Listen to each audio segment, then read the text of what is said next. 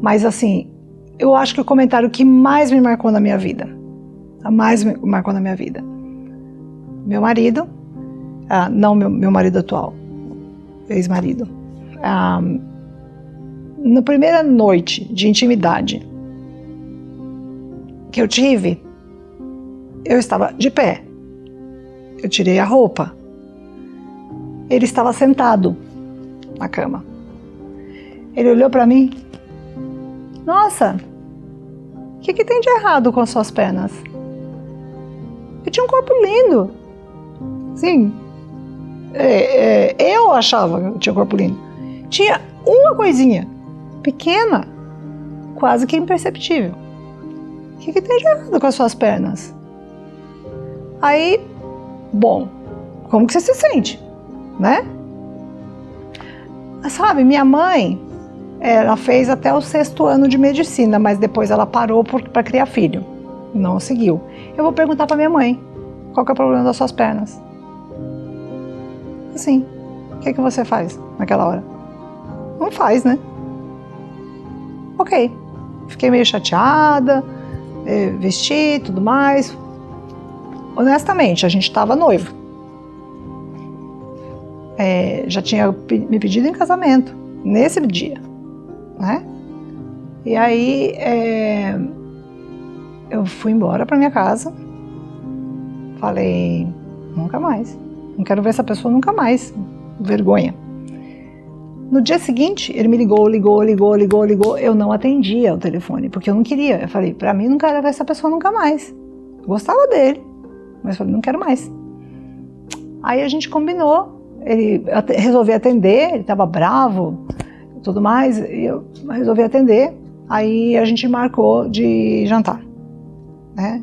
A gente foi jantar no América. Aí ele chegou lá com papel.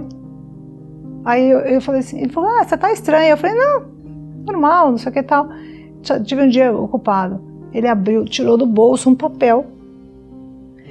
Eu conversei com a minha mãe sobre o problema das suas pernas.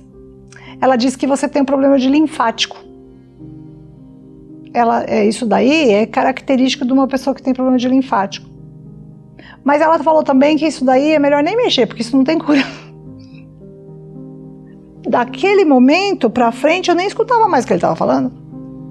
Isso é um trauma, né? Esse foi um caso. Os outros casos foram uma vez que a própria mãe dele, me ligou. Aí eu já tinha casado, acabei casando, né? Tudo mais. Aí ela de vez em quando me ligava, de manhã, né? Tudo bem, tudo bem.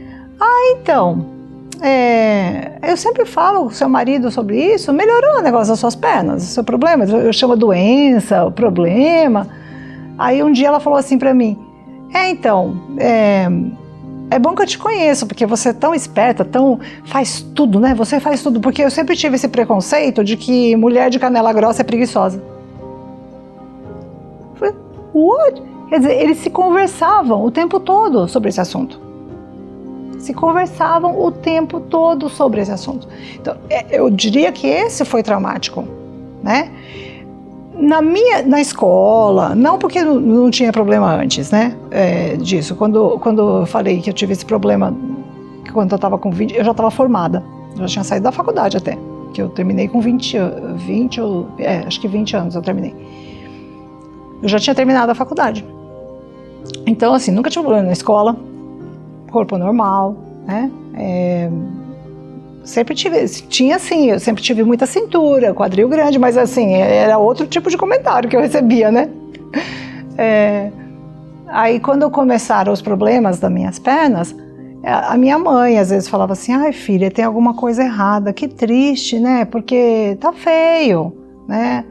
Tem que resolver mesmo. Algumas vezes, por exemplo, quando eu ia pro spa, né? Que eu queria resolver isso. Será que não tem lipoaspiração? Né? Eu fui consultar cirurgião plástico. O cirurgião plástico falou, olha, não existe cirurgia plástica para o tornozelo, porque aí passa todas as terminações nervosas que te seguram em pé, você pode ficar paralítica. Então, você está infeliz com as suas pernas, mas você pode andar. Tem gente que não anda. Sabe assim, esses comentários? Olha, a minha mãe sempre falava isso. Filha, fica contente, tem gente que não anda. Você já assistiu a Olimpíada, Paralimpíada? Olha quanta gente sem perna. Isso não resolve. Pode até ser verdade, mas não resolve, né? Eu tive a felicidade, quer dizer, eu diria que o Lipedema foi o patrocinador do meu divórcio. Foi, porque foram anos casadas, mas anos infelizes. Eu sempre eu não me sentia...